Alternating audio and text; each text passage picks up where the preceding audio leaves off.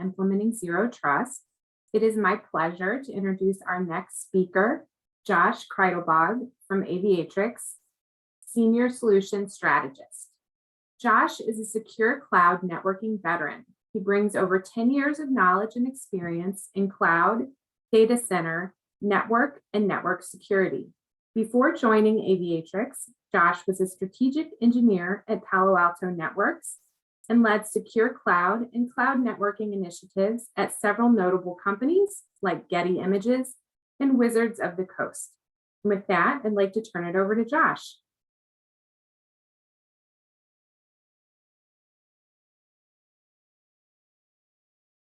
Thank you, Mika. I really appreciate it. And I hope that I'm saying your name properly. Let me go ahead and I'll share my screen. Is everyone now able to see my screen? Yes, we can see it. Perfect. All right. So an absolute pleasure to be here today on the Fuel event, talking about something that's very near and dear to my heart, which is zero trust networking. Now, in fact, I remember when John Kindervag originally came out with the zero trust model, and he talked about making sure that we know, typical MFA style conversations and saying, we need to know who you are, where you're going, why you're here. And I think the biggest piece to it, and what all the companies now are trying to do, is we need to start acting like we're already impacted by this. And what Aviatrix is really focusing on in their partnership with Palo Alto is building a secure cloud network. And we want to talk about today what zero trust in the cloud means, because the cloud has brought this new expansive dimension to network engineering and security engineering that nobody ever expected. So first, just a small tidbit about Aviatrix. Aviatrix is a newer company. We've been around 8 years at this point. For those that don't know, Aviatrix means a female aviator. The founder and creator of Aviatrix, Sherry Wee, she actually has a PhD in avionics, and she's an absolute genius. And she got into technology and tech and found that there was a real lack of pilots and aviation within the cloud networks. And so we currently have 64 of the global 500 companies working for us. We are a large contender now in every vertical within the Fortune 500s. And with Aviatrix, we plan to keep moving that momentum forward in talking about a repeatable architecture within every cloud, simplifying that our users need to be able to go in and do any of their security work in any cloud without having to be experts in Azure, AWS, Alibaba, OCI, any of these other major contenders. So what is secure cloud networking? One of the coolest parts of the cloud is that we now have the ability to always be connected. Before, with networking and security, we were running environments that we could shut the doors. And we would be able to not let anybody into our environments. Well, now with cloud, especially in environments like Azure and AWS, you are always connected to the internet. And we all know as security professionals that the internet is not our friend, and it doesn't have our best interests in its heart. So we run into these environments where now we have builds in Amazon and Azure and Google and Oracle, Alibaba. We're building in all these different environments. And what happens is you can become a master in AWS, but you aren't going to know very much about how Azure works, and vice versa. There's some similarities, but building the constructs within these environments is pretty significantly different. So what Aviatrix brings to the playing field is now you have the ability to build one multi-cloud network architecture, or in the case of only being single cloud, a single cloud architecture that you can take and then paste into any other cloud environment. I had the opportunity to work at Palo Alto and a few other places. And one thing that we always found was when customers would go, they'd pick their favorite vendor and they'd say, all right, we're going to build in Amazon. And they would start building in AWS, and they would have this really great environment built up. They'd have multiple VPCs and they'd have several accounts. And now they have this development deployment that is just working wonders for them. And they're like, we need to replicate this. What happens if US West or US East goes down? And now we need to take our environment, our revenue generating solutions that we now have running in AWS and move them to Azure. Well, what happens is they go and they pick them up and they move them over and they drop them. And if anyone has ever been part of one of the teams that has tried to do that, I feel your pain, because that's what we did originally too. And that's how originally I found Aviatrix, is we tried to build in AWS the exact same way that we were building in Azure. And it's a security nightmare. And what Aviatrix is trying to do now is we are using native cloud constructs with one controller that allows you to secure your cloud in any cloud environment that you are working in. I'd also like to encourage everyone, as I'm going through and talking about this, if you have any questions, feel free to ask them at any time. We got one question already about getting a copy of the slides. Yes, we will make sure that the slides go out when we send out the recording of this as well. So how does Aviatrix work? So we have this controller, and we deploy a controller, and then we say, we're going to put this into every VPC, VNet, VCN, depending on your cloud environment.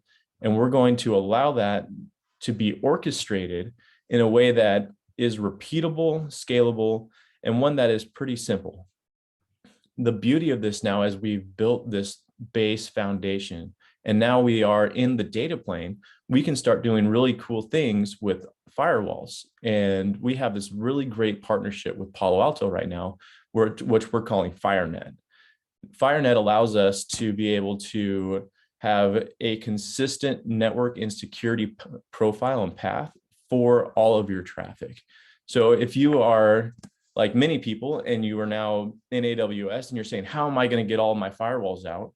Well, if you're using Aviatrix, you have the capability to go in to your Aviatrix controller and deploy a firewall in line to your traffic, which is a completely unique scenario. No more are we worrying about the ability to hairpin our traffic all the time to get it to things. We now can own that data plane, and we can make it so that when you need to get to point A to B, or you need to go to the internet, we can directly inline that traffic to make it so that you can accomplish and get the security goals that you have completed. The question came in of, does FireNet also handle load balancing? Yes, it does. You can load balance, and you can build multiple firewalls. You can build in HA into your environments, and you can have that technology and guarantee your uptime. One of the greatest things about Aviatrix is the focus on simplicity. Later on in this, we're going to talk a little bit about some of the benefits to business in having a multi-cloud network architecture, and one that is scalable across all clouds. Recently, as a company that I was working with, we had to move from Azure to AWS. We were given a business directive saying, hey, we're spending too much money in Azure. We're going to now move to AWS to try and save some cost. Well, all my engineers were Azure specific. And so we had to say, how are we going to not only start building in AWS, but how are we going to secure AWS? And that's where we turned and said, Aviatrix, can you help us do this? And we were able to get consistent visibility and troubleshooting prowess from within all of our environments. So another question came in of, can we inspect east-west traffic within a VPC or VNet, or is this enforcement only done at the edge? So with FireNet, you can actually do east-west traffic inspection. which is not as prevalent today in the world. I know one of the biggest concerns that companies have is, well, how do I, especially coming from traditional data centers, how do I stop computers in the same subnet from talking to each other? The beautiful technology of Palo Alto has made it so that we can start routing that traffic in a way that is conducive to those requirements and receiving that traffic. So once again, just consistent security. We can take these firewalls, and instead of having to learn how to deploy a firewall in AWS or learn how to deploy one in Azure, as long as we know how to do it in one location, we can now do it anywhere. This takes us back to, it used to always be when you would go and look for a job, you'd be able to say, oh, well, I have Palo Alto experience in the data center. Well, now what we can say is you can say, I have Aviatrix experience, which means that I have experience in every single cloud environment. Now, where would we be if it weren't for automation? Could you imagine today going and deploying a firewall manually in every account and every VPC? The time to do this, the amount of manpower that it would take, this would be an astronomical ask of our engineering groups. Well, luckily, with things like Terraform, we can now spin these environments up in a very limited amount or very quick amount of time. In fact, one of the things that we now are offering is a sandbox environment from Aviatrix, where you can go and you can run a Terraform script and you can have an entire Aviatrix deployment up in an afternoon. And it will give you our Aviatrix controller, and it will give you a tool called Copilot, which will give you visibility and actionality. You will be able to take action against traffic and do really cool things, like a tool called Threat Guard, which I'll talk about here in a minute. So what differentiates Aviatrix from the rest of the world? So Aviatrix is a true multi-cloud native tool. So right now, most tools, they're saying, hey, we're going to bring you to the cloud. SD-WAN and other tools that get you to the cloud are saying, we are tools that will help you access your resources that are in the cloud. And at this point, we're saying, no, what you need is you need to have your tool sets native in the cloud. I think Prisma Cloud is a great example of that. We now have to have these tools in the cloud with us because that's where the enterprise is going. And so the beauty here is now, instead of having to worry about how on-prem is being handled, cloud security engineers are able to say, I need to focus on what's internal to me and the assets that I'm passing around within my environments.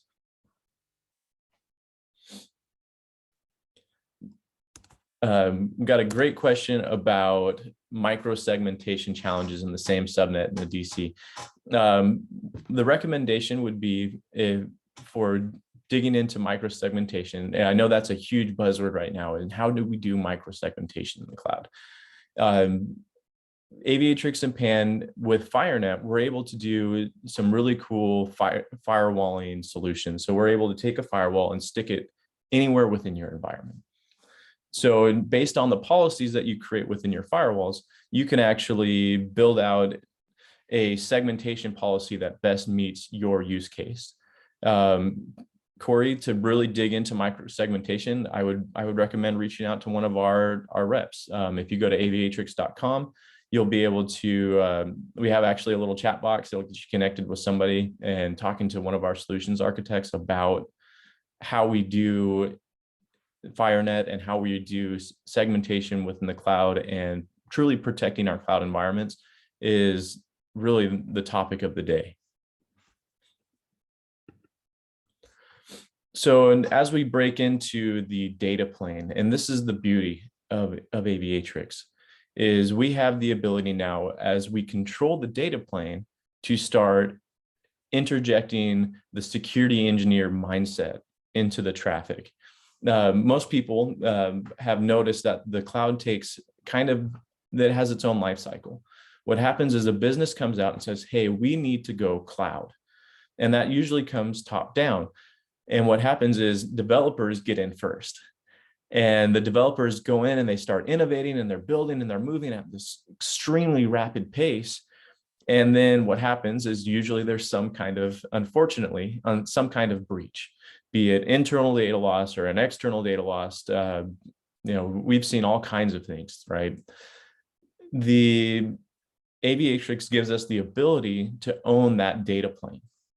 So when the security engineers, we come in, we say, okay, before I had no visibility into this black box.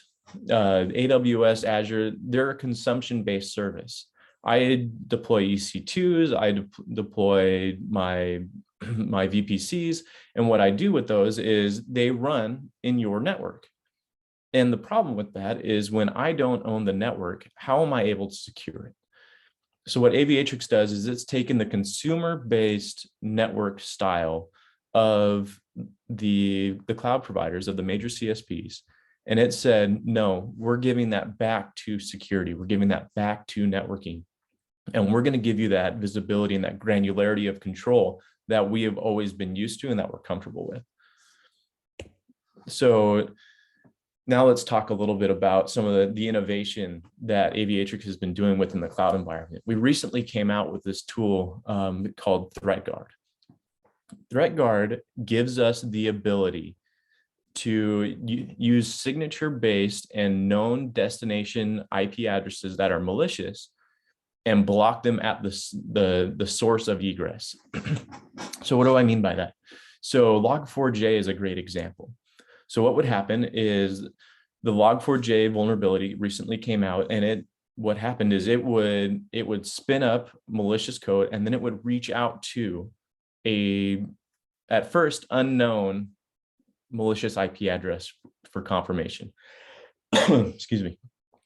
And so what would happen is, because we didn't know that it was malicious, it wouldn't get blocked. But as soon as we did know it was blocked, tools like Palo Alto and their new tools of some of their new tools now, they are able to block that stuff at the edge. Well, what happens is if you're not going through that, I worked with a company recently, and their biggest concern was that their engineers and their developers were going into their environments and creating their own route tables. And what would happen is they would create a default route that would bypass security. So what we can do with ThreatGuard now is we can say, hey, if you see this VPC or this VNet going to a malicious IP address, we're going to use native constructs and interject a rule that denies that at the source. So an example of what one of our customers saw after enabling ThreatGuard, they saw crypto mining, they saw Tor servers, they saw malicious bot activity, they saw some data exfiltration. They were seeing this going out of subnets that they had thought were secure while using traditional non-cloud native tool sets. And this is where it's so important to have that partnership of native cloud and traditional network security, and building a true full mesh zero trust network. Because we find many times that developers and engineers are building to be the most effective in putting something to market as they can. And so what we've done is now with ThreatGuard, we're able to take interactive action, and we can say, if an alert comes in that shows that someone is going to a bad actor, a known malicious IP, we're going to stop it. Now, where would that be without the inverse, though? So once again, going back to Log4j. So another tool that Aviatrix is putting out is called Network Behavior Analytics. Network Behavior Analytics puts a fingerprint on all of your network traffic. So, for example, I spin up a new virtual private connection within AWS, and I start doing my job. I'm sending data out to the internet, I'm downloading things, I'm moving files around. Network Behavior Analytics will start baselining that activity. And as soon as I go outside of that baseline, it's going to let my SOC know. A great analogy for this is your credit card. So I take my credit card and I go and I swipe it here at my local Safeway or Kmart or any store that's in this area. And my bank recognizes that that is the location where I'm regularly swiping my credit card. So as soon as my credit card decides that it wants to be swiped in Argentina, they are going to reach out and say, hey, was this you? And we're doing this exact same analogy with our network traffic out of Aviatrix. And it gives us the ability to start saying, we know who is bad. We can use ThreatGuard and we can say there is a database of malicious IPs that we are going to block against. Now we're going to say, this is your normal workload. All of a sudden you're going outside of it. Now we don't want to contribute to alert fatigue, and we don't want to contribute to, we don't want to block things that are, that aren't malicious. So that's why we're currently only alerting on this. We're going to alert on specific things that are bad. So the fun part for this is it's all done within two different tools. So Aviatrix has a control plane, which is our master controller, the brains of the operation. And then we have a tool called Copilot, which acts as the visibility and the eyes into the actual network, where you can see things like flows. You can build interactive maps of your entire network, which will be pre-populated, and they will change as your network changes. For me, in working with Aviatrix in the past, having a topology with clickable, that has clickable resources in it that allows me to go and identify quickly and do there's actually even a search bar within this. And if you say, oh, I know the IP address, or I know the name, or I know the VNet ID, you can type that into the search bar and it will drill down and give you the exact instance of what you're looking for. So the question on network behavior analytics, does it report on user or application rule anomalies? Currently, it does not. Currently, it is only based on IP address. So we're currently only looking to add that extra layer of really what's missing in the cloud environments. We're forming a complementary service to your firewalls, a complementary service to your security tools. Another question just came in. Does Aviatrix create a central Palo Alto with HA, or do you have a PA in every cloud? So this is a great money saving tip for everybody. Centralized egress through Aviatrix. So what I've done in the past for customers, and it seems to be a very popular form of egress into the world, is within Aviatrix, you build routing domains that allow you to bring all of your traffic back to a centralized location.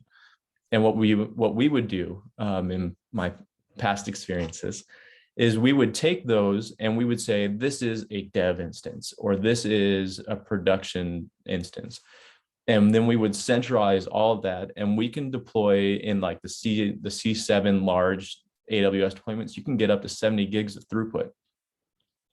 And so what we would do is we would centralize all that egress, and we were able to use that to lower our firewall footprint and say, okay, now instead of 700 firewalls, I can do 7, but they're going to be larger instances of firewalls so that I can better control my firewall policy.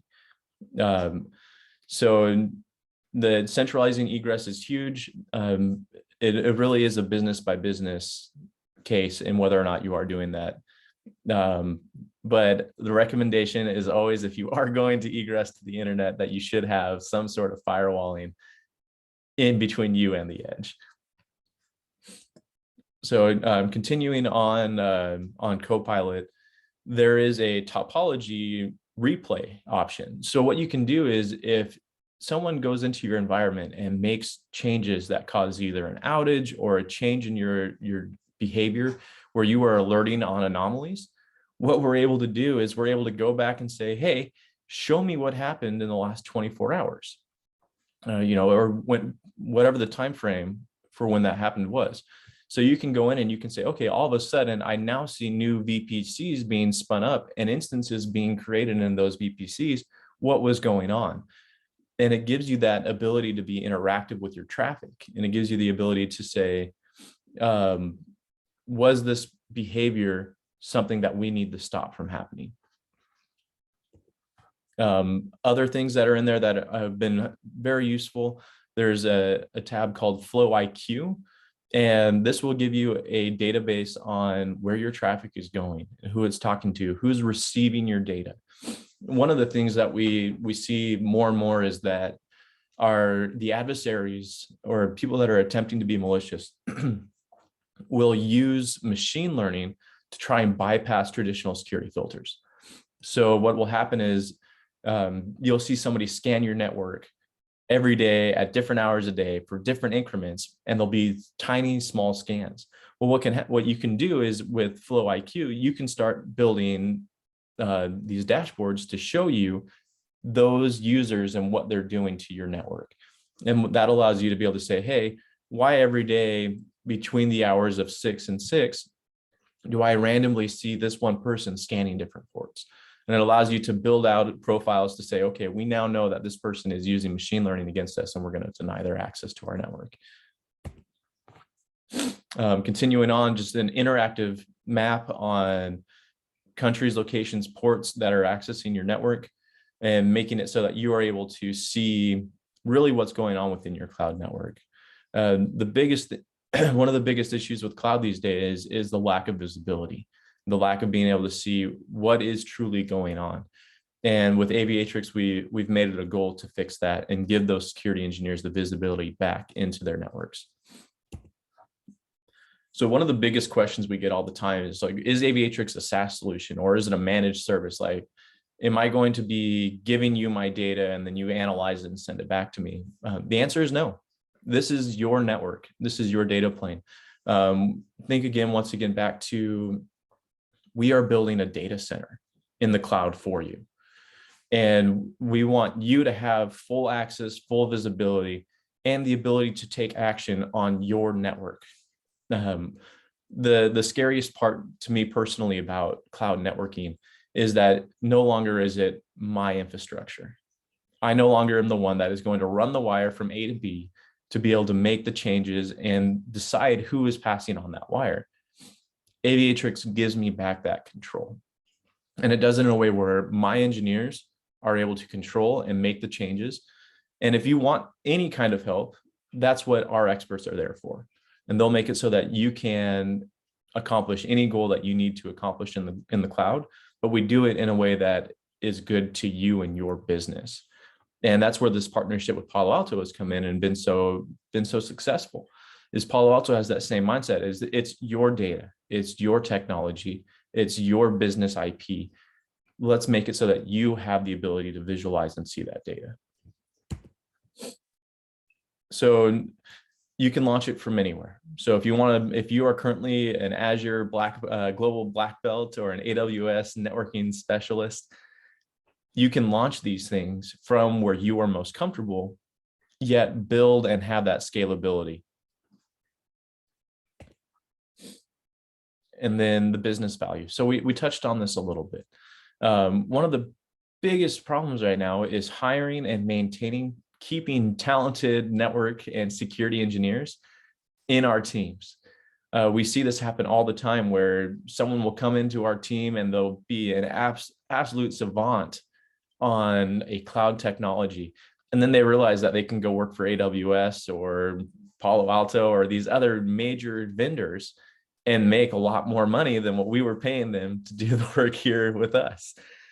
And Aviatrix makes it so that almost anyone on the team is able to do it. We bring that simplification down. So yes, these are complex. Yes, this is extremely high level technology.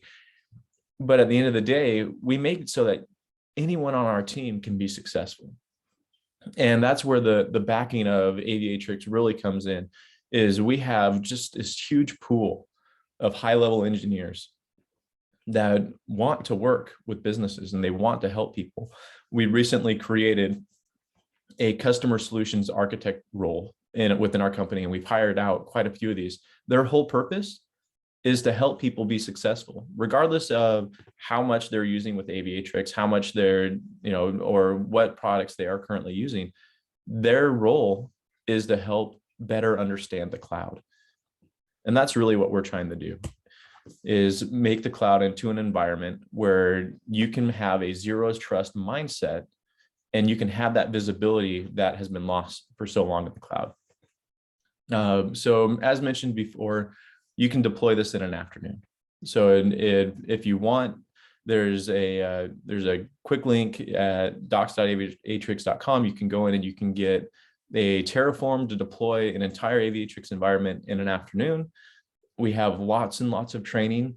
We are also the first company to offer true multi-cloud network architecture certification, self-paced, instructor-led, however you best do your learning. You can take these certification courses and you are able to be trained on AWS, Azure, GCP, OCI, and come out of that, not necessarily being an Aviatrix expert, but being an expert in multi-cloud and what it means to be in all of the cloud environments. So at this point, I'd love to give some time for questions. If anyone has questions on Aviatrix and what we're doing, how we're doing it. If not, we can give everyone a little bit of their time back.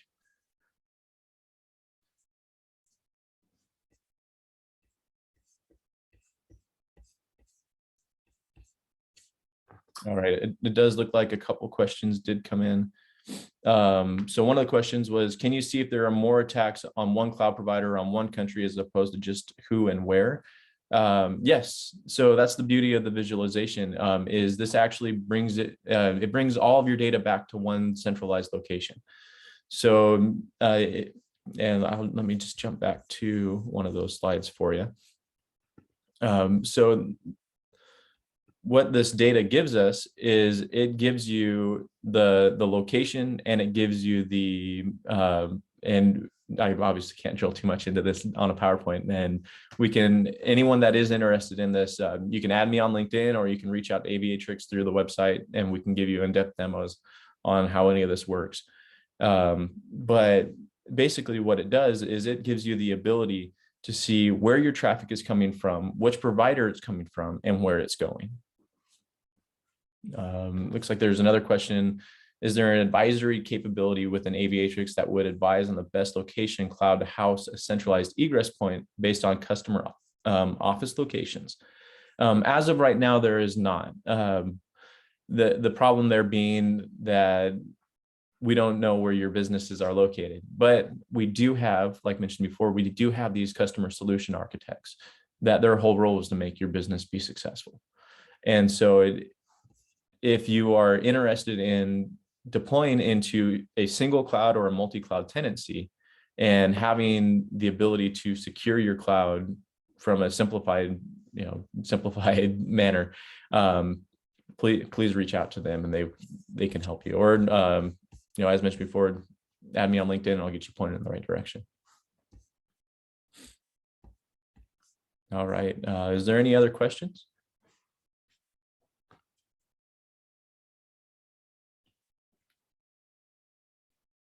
All right, Mika, it looks like I was able to give everyone about 5 minutes back in their day.